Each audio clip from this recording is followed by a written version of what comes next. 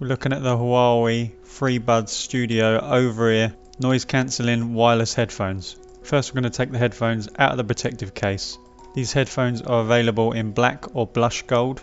You have a left and right logo in the ear cup itself. Inside the cup is quite deep so it's comfortable for your ear. The ear cups are made of plastic and the spongy outer layer is made of protein leather with stainless steel headband arms. The headphones can be easily flexed and it's silent with no creaking sounds. On the right ear cup we have the power button, Bluetooth button and USB Type-C charging port. On the left ear cup we have the ANC button which we can keep pressing to adjust the noise cancellation and the ambient sounds. The protein leather is very soft on your ears and I would say these are more comfortable to wear than my Bose noise cancelling headphones. These headphones are definitely worth checking out. And these headphones have a nice range of sizes that you can adjust. If you have a small head they go very small and extend very large with plenty of flex, and the adjustment is very smooth. Just glides up and down, there's no steps or notches. And I find the easiest way is to put the ear cups on your ears and then pull down the headband. In the hard case there's also a magnetic pocket, a little compartment where you'll see your USB to USB Type-C charging cable. When the headphones are charging you should see an orange light like this. Now we're going to turn the headphones on and set this up. Turn on the power button, then press the Bluetooth button. You should see the white flashing light.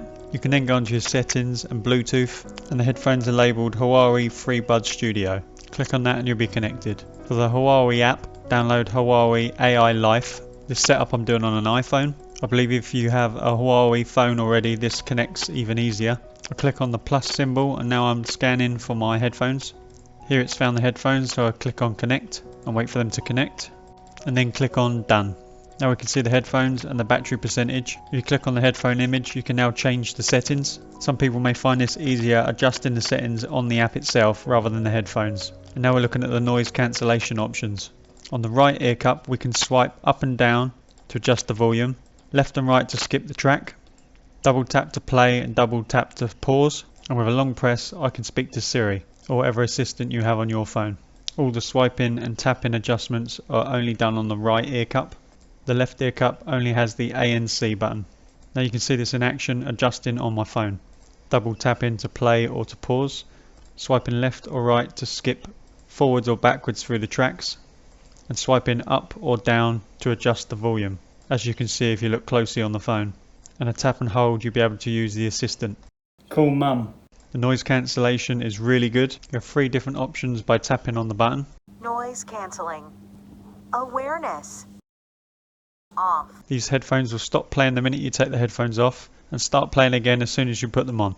This has a 6 mic voice pickup which works well when making a phone call. And with ambient sound, the background noise is played really clearly.